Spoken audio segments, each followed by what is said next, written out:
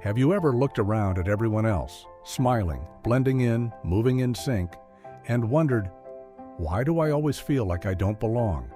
You've played along. You've nodded at the right times, said what you were supposed to say, kept your thoughts to yourself. You've done your best to be acceptable, appropriate, agreeable. But no matter how hard you try, something in you still feels misplaced, misunderstood. Like you're wearing someone else's life, hoping no one notices.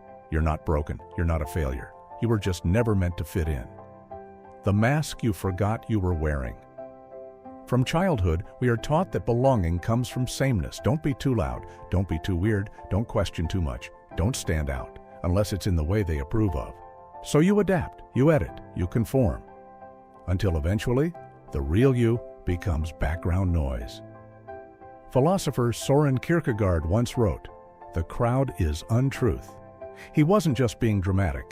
He meant that in the crowd, people lose their individuality, and with it, their responsibility to be authentic. We lose ourselves not because someone took us, but because we slowly gave ourselves away. The psychology of not belonging. The need to belong is wired into our biology.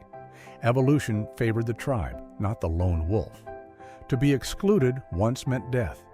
But in a world that rewards conformity and punishes introspection, that instinct backfires. So you suppress what makes you different, your voice, your ideas, your values, just to feel safe. And in doing so, you begin to vanish.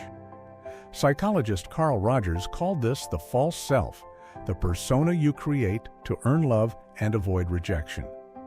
But the more you feed the false self, the more the real you fades into shadow.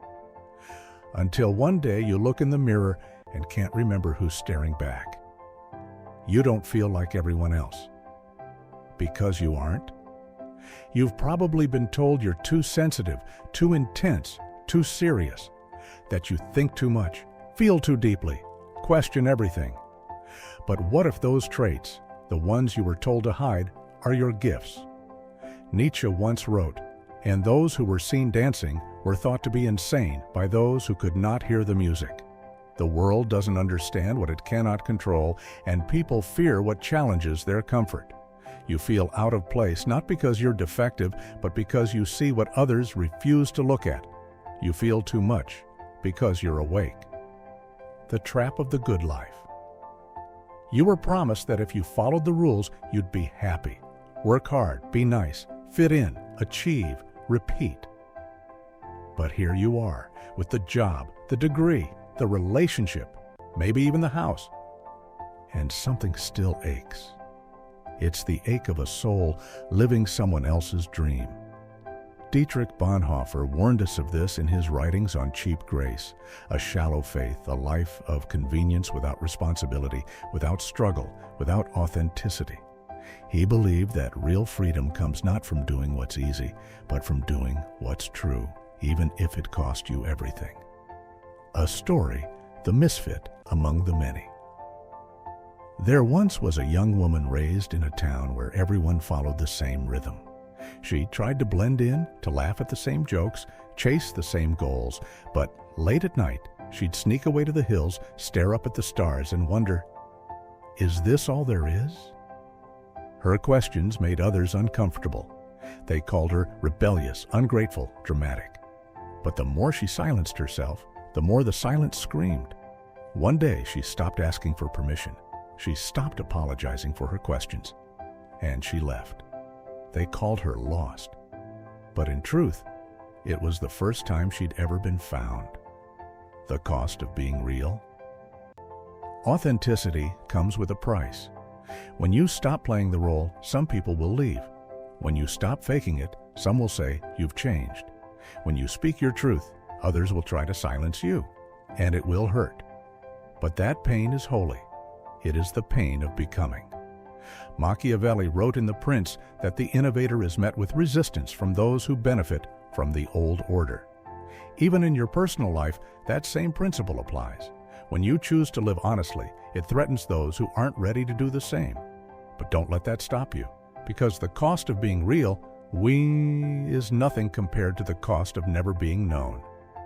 The illusion of normal, There is no normal, only averages, only statistics, only stories repeated so often that we mistake them for truth. But truth is not what's popular. Truth is what remains when everything else is stripped away. And when you strip away the roles, the expectations, the masks, what's left is you. Unpolished, unapologetic, uncompromising. You may not be understood by the many, but you were never meant for the many. The call to live differently. The world needs people who feel deeply, who question, who cry, who rebel, who don't just accept, but demand something more. It needs people who are willing to walk alone, not because they hate others, but because they refuse to betray themselves to be accepted. This is the call, to reject the comfort of conformity and step into the wilderness of truth, to let go of the version of you they wanted, so you can finally meet the version that's been waiting. The shift begins here. It won't happen all at once. You won't wake up tomorrow completely free, but you can begin. Say what you really mean. Stand for what you truly believe. Let yourself be seen, fully, wildly, imperfectly. And when the fear rises, because it will, remember this: you were not put on this earth to be accepted. You were put here to be real. Final reflection: the gift of not belonging. So maybe you were never meant to fit in. Maybe the ache, the confusion, the sense of being out of place isn't a curse. It's a calling. The world doesn't need more perfect people. It needs more honest ones. People brave enough to say, "This is me, all of me," even if you don't understand. Because when you stop trying to fit in, you begin to belong, not to the crowd, but to yourself. And that's where everything changes.